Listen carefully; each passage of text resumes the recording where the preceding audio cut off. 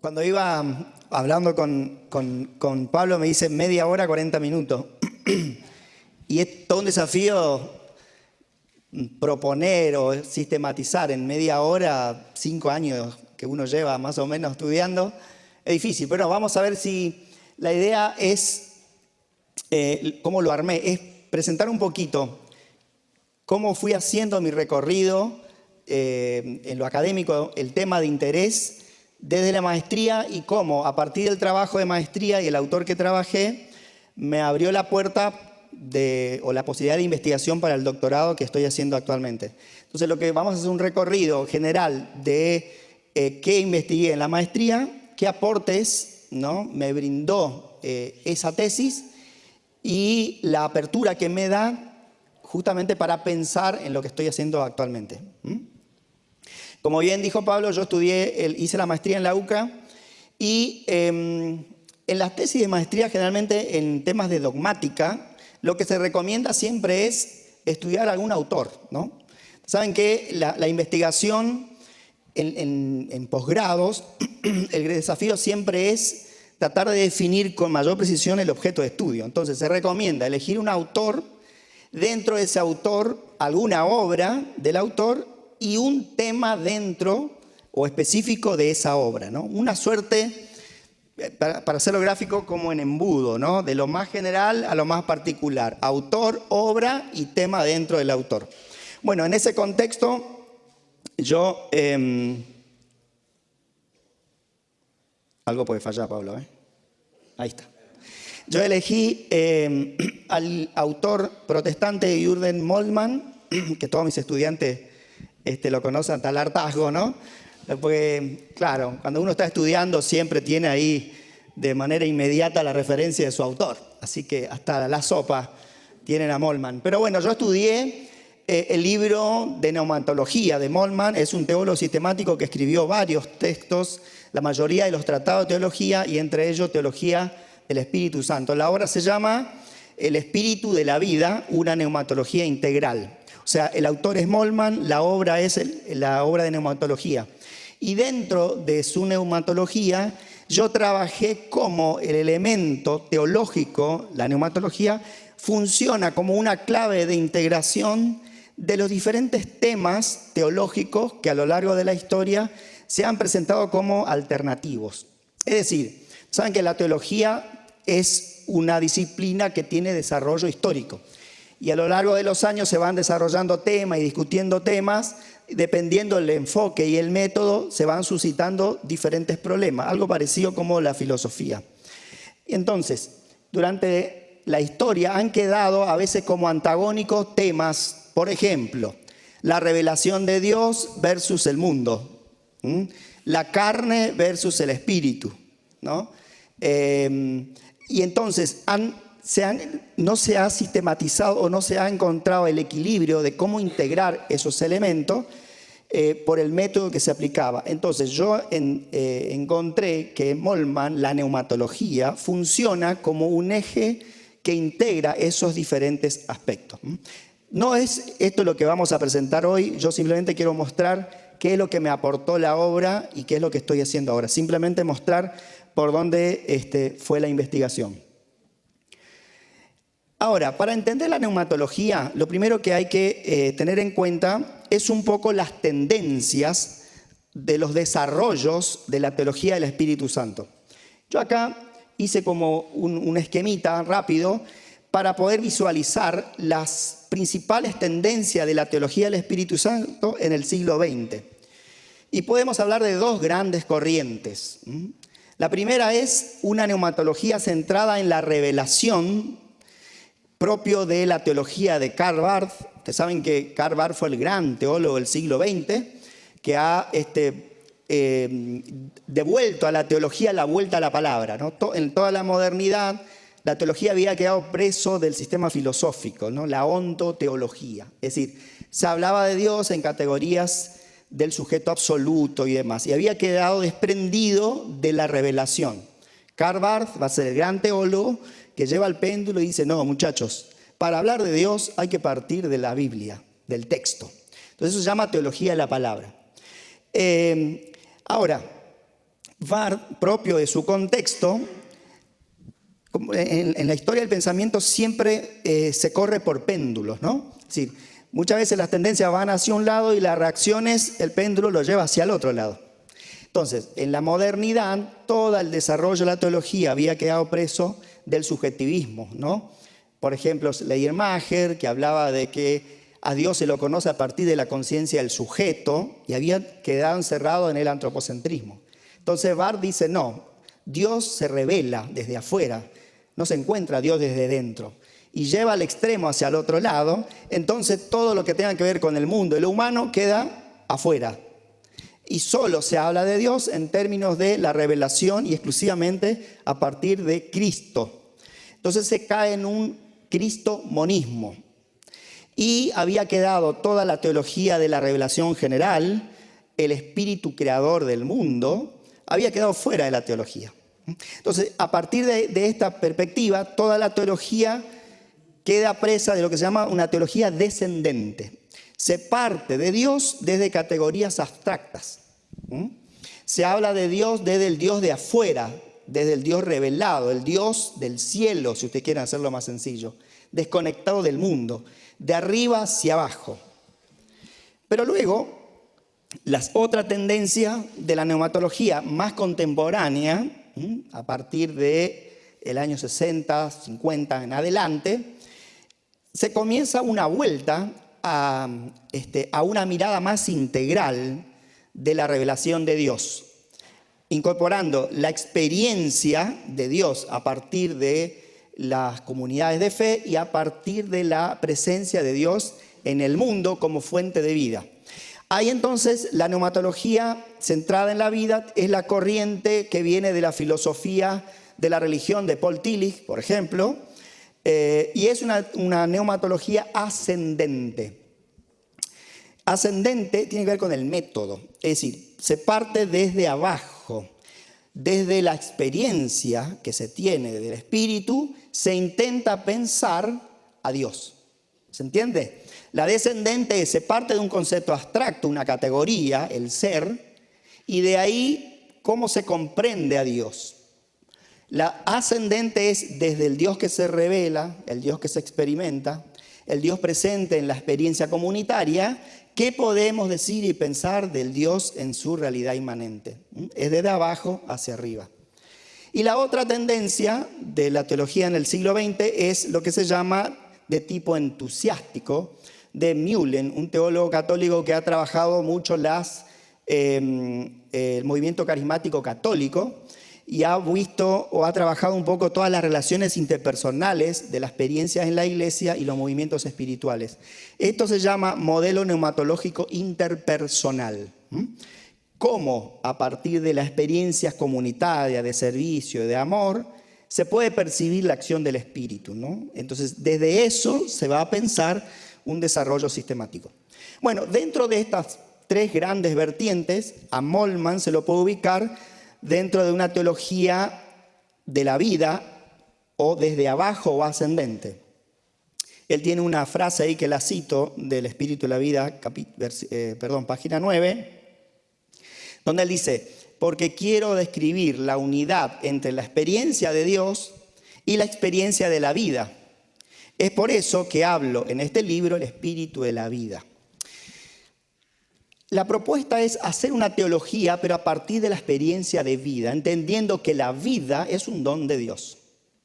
Y si la vida es un don de Dios, toda experiencia de vida, digo experiencia que favorece a la vida, experiencia de lo que se llama el plusvalor de la vida, cuando uno tiene experiencia de vida en el sentido fuerte, ¿no? De amistad, de compañía, de alegría, eso puede ser interpretado como una experiencia de Dios, porque Dios es el Dios de la vida.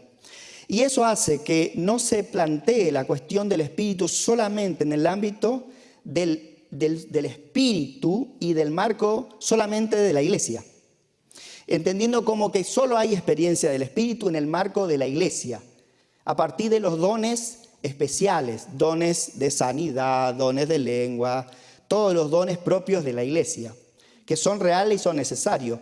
Pero entender al espíritu solo en ese ámbito deja fuera la experiencia del Espíritu en la vida cotidiana, la experiencia del Espíritu en la vida familiar, la experiencia del Espíritu en el trabajo, la experiencia del Espíritu en la vida cotidiana, donde uno vive la vida y trabaja por la vida y puede ayudar y compartir vida. Eso son experiencias del Espíritu. Entonces, el ejercicio es incorporar los elementos integral de la vida y a partir de ahí pensar entonces una teología. Dentro del ámbito protestante, la tendencia de la neumatología oscilaron entre dos tensiones. La institucional, que está representado por Lutero, Calvino, Barth y las iglesias institucionales de la Reforma, han vinculado al Espíritu siempre a la palabra y al Cristo en tanto institución. De esta manera, la función del Espíritu queda asignada a la eclesiología, palabra, sacramento, y a la cristología. A ver, muchos de los profes aquí más grandes, de que vivieron los 80, 70, recordarán la gran tensión que hubo en las renovaciones carismáticas. O los más jóvenes por ahí lo han leído. Es decir, la tendencia institucional entiende que la manifestación del Espíritu solo se da en el marco de la institución iglesia. Esto es una tendencia donde la neumatología quedó subordinado a la eclesiología y a la cristología. Solo se habla del Espíritu, en tanto dentro del marco de la iglesia, y de algún modo la neumatología o el Espíritu pasa a ser un monopolio que es administrado por la institución iglesia y por los líderes de la iglesia. Y hay una cierta tendencia al control. Todo lo institucional siempre tiende a tender al control. Entonces, toda esta línea, la neumatología ha quedado siempre zanjada dentro del ámbito de lo formal y lo institucional. Y en algún modo, repito, una idea de monopolio del Espíritu solamente en el ámbito de la iglesia y dentro de la iglesia. Posteriormente, a partir de la gran avivamiento de John Wesley, aquí el profesor Pablo habrán hablado con él en Historia del Cristianismo, el Espíritu tiene otra tendencia, ¿no?, que se refleja en los grupos protestantes, movimientos entusiastas, anabaptistas, pietistas, metodistas, pentecostales y carismáticos, donde han subrayado la necesidad de la experiencia personal del Espíritu como un componente de la vida cristiana auténtica. Es decir, la experiencia del Espíritu se da en la vida personal, del encuentro personal con Dios, y a partir de los dones personales que Dios nos da y todo aquello que el Espíritu hace en la vida personal. Esto lleva, obviamente, a un desarrollo, ¿no?, de los dones del Espíritu que se sale del marco de lo institucional. Y se empieza todo el desarrollo de las manifestaciones de los dones del Espíritu que la iglesia en términos generales no lo puede controlar. Y como no lo puede controlar, siempre, ¿cuál es la primera tendencia? ¿No? A conservar, ¿no? Se conserva, ¿no?, un poquito lo que se comprende como formal y todas aquellas experiencias de tipo más carismática, la primera reacción era siempre cuestionada. Es decir, de aquí todos los movimientos carismáticos que surgen, la primera etapa ha sido muy criticada, ¿no?, cuando surge esa tendencia. Bueno, entonces, eso se supone que ya ha sido superado, la historia va avanzando, y lo que va a tratar entonces en la obra Moltmann es probar una experiencia de Dios. Probar la posibilidad de una experiencia de Dios, pero como experiencia de vida. Y entonces elucubrar o elaborar una neumatología teniendo en cuenta esas experiencias personales. Bueno, pero para ello primero hay que definir experiencia. Sobre todo en un marco formal, en un marco de investigación. ¿Qué es experiencia? Desde la filosofía o la definición de la filosofía y la teología se entiende experiencia como aquella posibilidad de vivencias, vivencias que se tienen no solamente en el marco subjetivo, sino vivencia hacia afuera. De hecho, experiencia es salida, ¿no? Es experiencia de cosas que nos devienen, ¿no? Salidas y entrada. Y aquí hay una definición de Moltmann de experiencia que va a servir justamente para marcar bien hacia dónde vamos. Él dice, sin olvidar las experiencias activas orientadas al sujeto, porque en definitiva toda experiencia es subjetiva, ¿no? Nosotros tenemos experiencias. Propongo ampliar el concepto de experiencia y renunciar a la idea de unitariedad de todos los objetos de experiencia. Una aclaración. El concepto moderno de experiencia, sobre todo a partir de Descartes, es un concepto donde experiencia se reduce solamente al sujeto. El mundo existe en tanto el sujeto pensante y la experiencia queda de algún modo determinada por el sujeto. Bueno, en este sentido, él dice, amplía la idea y dice, objetos, acontecimientos, personas y sociedades no pueden ser unificados como solamente desde el sujeto y quedan reducidos a mi propia realidad, como que no existe nada más allá fuera de mí, sino que vivimos en un mundo plural, pluridimensional y policéntrico, y para participar en la realidad necesitamos un concepto de experiencia pluridimensional. ¿Qué quiere decir?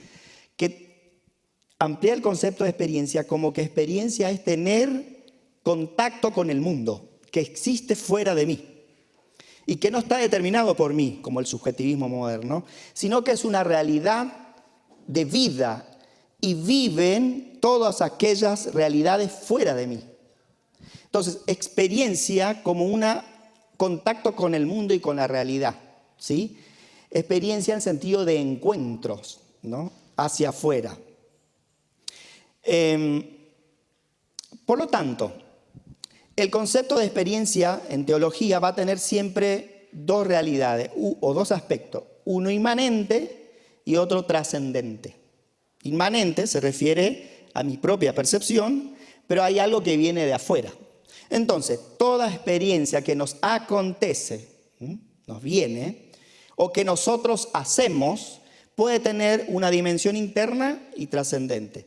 La experiencia del Espíritu de Dios no está limitado solo a la autoconciencia del sujeto humano, sino que es también un elemento constitutivo de la experiencia de un tú, de alguien que está afuera, de la comunidad y del mundo.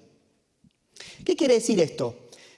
Que la experiencia del espíritu no es solo una cuestión subjetiva de mi espíritu, sino que hay posibilidades de experiencia del espíritu con experiencia del mundo. Y aquí yo cité este texto, ¿no? Salmo 139. ¿A dónde me iré de tu espíritu? ¿Y a dónde huiré de tu presencia? Si subo al cielo, allí estás tú. Y si en el Sheol hiciera mi estrado, he aquí, allí estás tú. Si tomare las alas del alba y habitar en el extremo del mar, aún allí me hará tu mano y me asirá tu diestra. También podemos leer el Salmo 104, 29, ¿no? Donde todo respira porque Dios está presente como aquel ruaj constante de respiración. Es decir, todo lo que rodea el mundo está impregnado de la presencia de Dios como espíritu. Es decir, si el espíritu es el espíritu de la vida, pero no solo la vida de mi espíritu, sino en mi vida integral. Pero no solo de la vida del ser humano, sino la vida y aquí la importancia de la ecoteología, que vamos a hablar dentro de 2 semanas, del mundo, de la naturaleza, ¿sí? Allí hay vida, y si hay vida, hay presencia, ¿de quién? Del Dios de la vida, en tanto espíritu. Por lo tanto, experiencia de vida es experiencia del espíritu. ¿Me van siguiendo? Me salgo un poco de lo formal. Tener experiencia, comprobar la llenura del Espíritu, no solo se reduce al ámbito de lo eclesiástico, no solo se reduce al ámbito de la llenura del Espíritu con dones extraordinarios. Tener experiencia de vida, sentado tomando un buen mate con un amigo y ver a un pájaro cantar, es una experiencia del Espíritu, en tanto ahí la vida florece. ¿Me explico? Esto abre a la posibilidad de una experiencia de Dios en todos nuestros contextos, ¿no? Compartiendo una pizza con la familia y también adorando a Dios en la iglesia, en la comunidad. Es decir, una posibilidad de experiencia de Dios con un vínculo con todo el mundo vital. Entonces, experiencia de Dios es posible en, con y bajo cada experiencia cotidiana del mundo, en la medida que Dios se halla en todas las cosas y todas las cosas en Dios. Presten atención, no estoy diciendo Dios es todas las cosas, sino Dios está presente en las cosas. Porque Dios y las cosas no son lo mismo.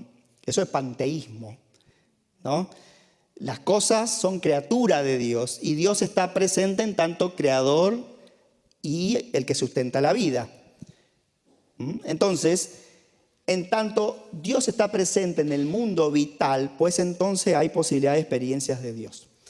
Este concepto clave, decíamos, de trascendencia e inmanencia, entonces experiencia del Espíritu, esa experiencia inmanente y trascendente dentro y afuera, es posible porque la posibilidad de conocer a Dios en todas las cosas y todas las cosas en Dios se fundamenta teológicamente en el Espíritu de Dios como fuerza de la creación y fuente de la vida.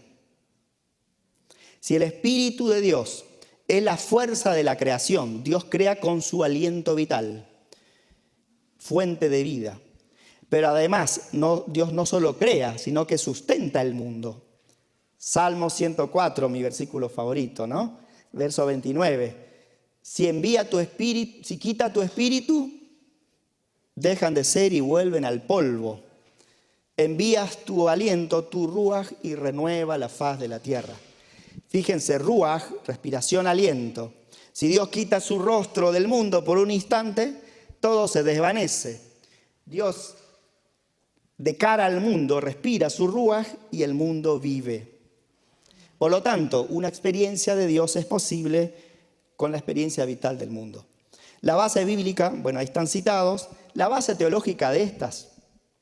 Bueno, Wesley, sin duda, decía una frase: nosotros debemos ver al Creador en el espejo de toda criatura. Calvino tenía una linda expresión que se llamaba Fons Vitae, decía el espíritu que vivifica. ¿Saben que el espíritu que vivifica es la fórmula que introdujo el Concilio de Nicea? El espíritu de vida, ¿no? Dice en este sentido, Calvino comentando al Concilio de Nicea, espíritu es la fuente de toda vida. Y Agustín también decía, interior íntimo meo, es decir, al referirse a una experiencia del espíritu y la cercanía inimaginable de Dios en cada instante de la vida. Agustín solía decir, he estado toda mi vida buscándote hasta que me di cuenta que tú me habías encontrado primero, indagando hacia su interioridad. Había una presencia inmanente de Dios en su propio ser, que cuando él fue consciente, ¿no? Dice casi como tú me habías amado primero, ¿no? Es decir, una conciencia de en tanto yo respiro y vivo, es porque está Dios allí, latente y cercano a nosotros.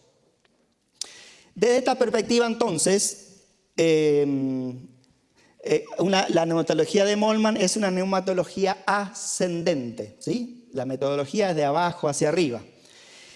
Y él va a proponer lo siguiente, que esto es lo que a mí más me gustó de trabajar con él, en su neumatología o en su propuesta teológica, es que él va desde la experiencia a la contemplación divina. Es decir, lo propio de la teología, ¿cuál es? Tratar de comprender a Dios. ¿No? El ejercicio de la teología es ese Dios que se manifiesta, que lo experimentamos.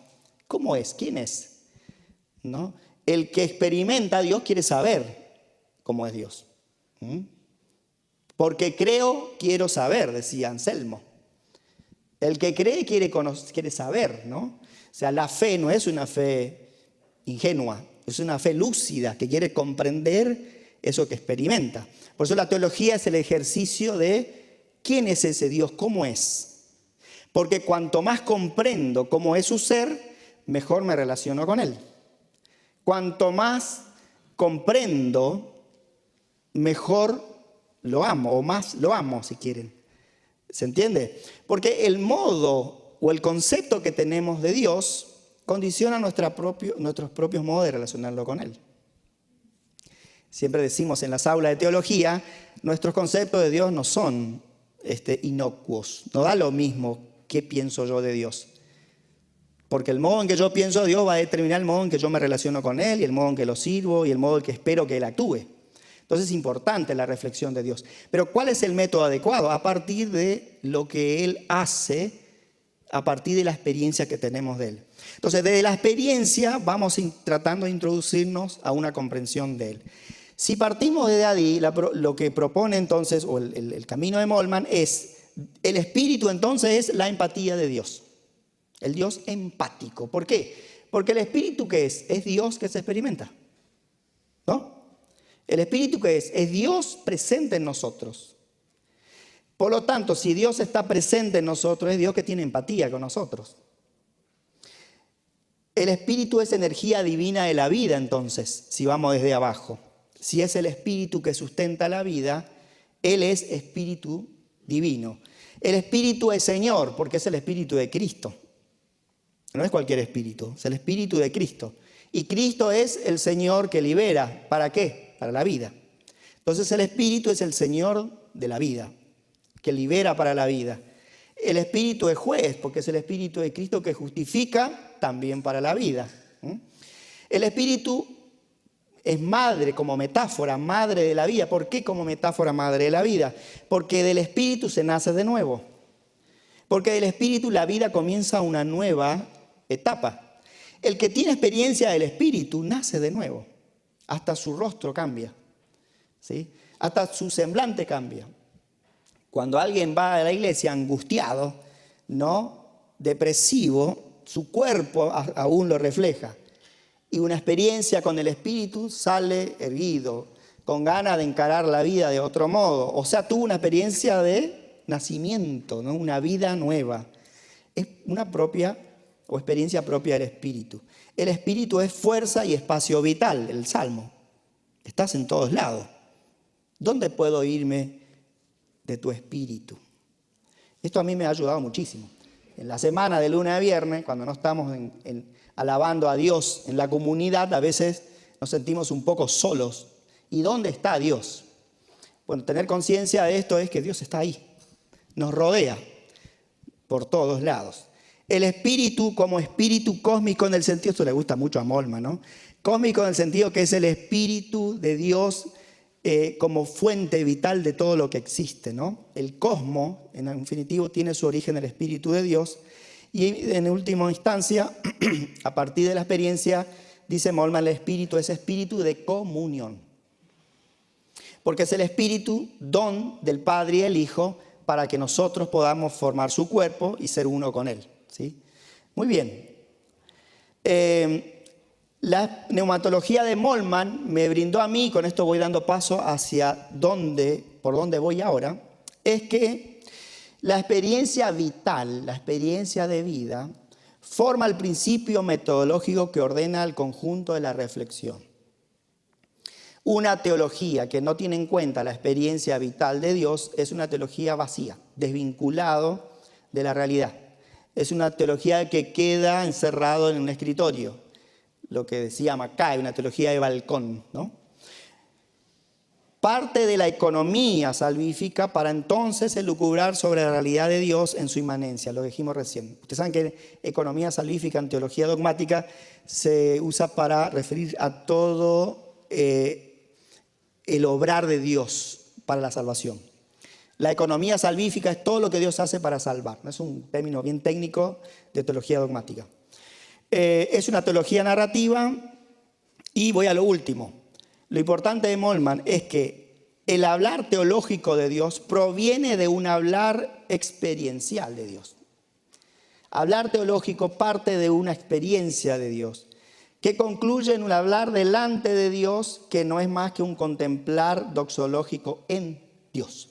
Doxológico, término teológico para hablar de lo que se llama la alabanza. Esto es importante, lo digo rápido este cuadrito. Fíjense, históricamente, cuando hablamos de la Trinidad, hacemos referencia al orden Padre, Hijo, Espíritu, que habla del Dios Padre que envía al Hijo y el Hijo que envía al Espíritu. Ese modelo trinitario es el modelo de la eternidad en el tiempo, ¿sí? El modo que viene de arriba hacia abajo, ¿ven? Teología descendente. Joaquín de Fiore, que fue un teólogo importante, propuso otro modelo que es el actuar histórico de Dios.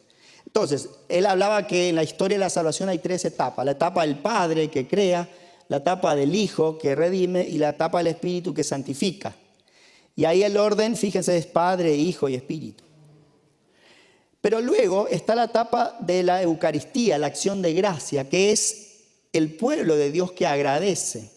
Y entonces el modelo cambia, ya no es de arriba hacia abajo, sino de abajo hacia arriba.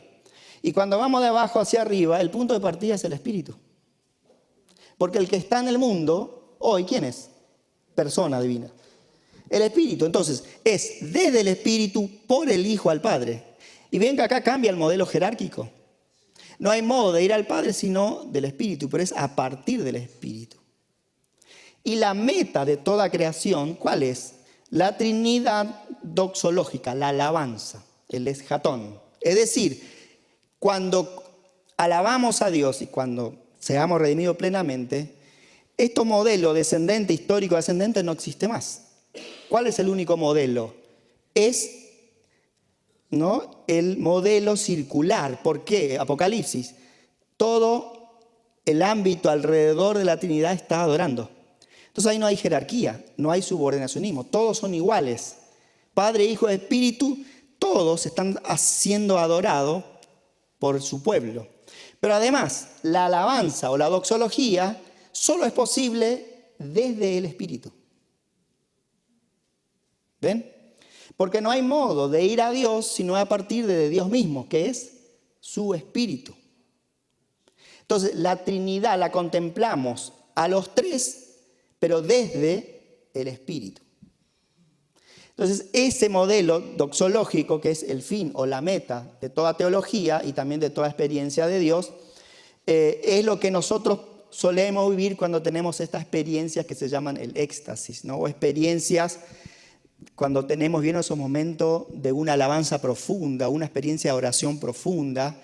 Son como esos destellos de gloria donde por un momento lo único que hay es silencio y contemplamos la divinidad. Eso es lo que se llama la contemplación, la meta. Y no hay posibilidad de contemplación si no es en el propio Espíritu, el Espíritu de Dios. Bueno, muy bien.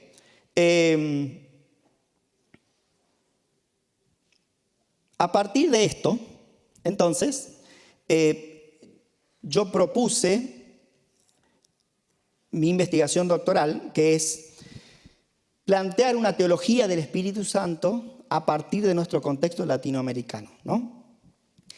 Obviamente que el método, ¿no?, es desde la perspectiva de Moltmann, a partir de las diferentes experiencias que se tienen del Espíritu, ya sea experiencias comunitarias, ¿no?, o experiencias de vida.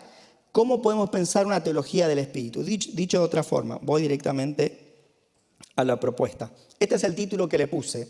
Es un título provisorio, como toda investigación, ¿no? Uno pone un título porque tiene cierta intuición y después vemos qué pasa. Es el espíritu de vida comunional, fuente de libertad y de justicia en las iglesias latinoamericanas, hacia una neumatología en perspectiva latinoamericana. Hacia porque, a ver, uno no puede ser tan pretencioso también. Es decir, el teólogo que propuso la teología pues, es muy medio grande. Hacia es como que la idea es a partir de signos del Espíritu que queda manifestado en su accionar, ¿qué podemos decir de la realidad del Espíritu como persona? ¿Quién es el Espíritu? ¿Me explico? Pero decir quién es el Espíritu a partir de lo que Él hace en nuestro contexto. Entonces, ¿qué objetivos tiene esta tesis? Analizar las acciones del Espíritu en el contexto latinoamericano a partir de su actuar peculiar, de su modo de ser, de existir. Ustedes saben que el Espíritu de Dios es persona, pero es persona-espíritu. Es decir, es una persona presente-ausente. ¿Por qué presente-ausente? Porque lo sentimos, lo vivimos, pero no lo podemos agarrar, ¿no? Es inasible, es el Espíritu como ese rúa viento que se nos escapa, pero está ahí. Entonces, ¿cómo poder pensar su realidad personal, que es una realidad tan cercana, pero a veces como ausente, ¿no? Es todo a partir de cómo existen entre nosotros. Y en América Latina, la manifestación del Espíritu, a partir de todo lo que estuve estudiando, hay ciertos elementos comunes de la experiencia del Espíritu.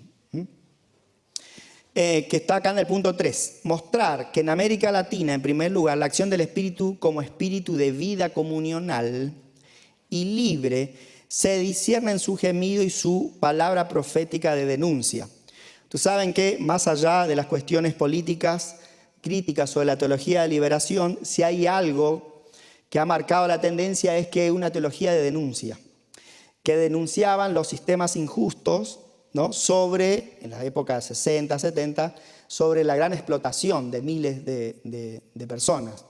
Entonces, ahí había como un gemido de la iglesia por el sufrimiento de muchos y que ese gemido puede ser interpretado como un gemido del Espíritu. ¿Por qué? Porque son vidas que están siendo menguadas. Cuando no hay justicia, ¿qué pasa con la vida? La injusticia oprime la vida, ¿no? Por lo tanto, el Espíritu es el espíritu de la vida. ¿Y qué quiere el Espíritu? Que la vida sea vivida en su plenitud. Por lo tanto, todo sistema de opresión que oprime la vida va en contra de los intereses del Espíritu. Entonces, ahí hay un signo del Espíritu que uno puede captar, ¿no? Estas expresiones que se expresa a partir de documentos, libros y demás, son voces, signos del Espíritu, por un lado. Pero además, no solamente en la vida humana, sino en la vida ecológica. El daño al ambiente, a la explotación de los recursos naturales, miles y miles de especies que se extinguen, y la tierra que gime, no nos olvidemos que la tierra es viva, que nuestro mundo es una realidad viviente. Romanos 8, la tierra está gimiendo. ¿Qué gime? Un sistema injusto y que anhela la redención final, lo dice Romanos, ¿no? Por lo tanto, ese gemido de una tierra, de un planeta, ¿no? Es también un gemido del Espíritu que sufre y que quiere la redención final. Ahí hay signos del Espíritu. Pero además, no solamente en una voz de denuncia, sino que también la acción del Espíritu se da en la búsqueda de vida y de trabajo de las comunidades, de las iglesias. Hay grupos que trabajan por la justicia, que trabajan por el bien común, que sirven, que aman, comunidades solidarias. Ustedes saben que hay algo muy rico en Argentina, sobre todo, es que la solidaridad, ¿no? Todo eso, ¿no? En el fondo, son signos del Espíritu que busca el bien de la vida. Es decir, que el Espíritu no solamente actúa como una voz de denuncia, sino como una voz profética que abre la esperanza de un nuevo mundo. Eso se llama escatología. El Espíritu suscita la escatología. ¿Por qué? Fíjense, ¿por qué en las comunidades carismáticas se empieza rápidamente a hablar de la segunda venida? Es muy común que en las comunidades carismáticas se espera la segunda venida ya. Presten atención. Porque la experiencia del Espíritu es tan real, tan vital, que ya se percibe la plenitud de la vida. Y cuando se percibe la plenitud de la vida, es el reino de Dios ya llegando, ya ahí. Está tan cerca que parece que se completa. Son signos del Espíritu. Todos estos movimientos de esperanza y de escatología son signos del Espíritu.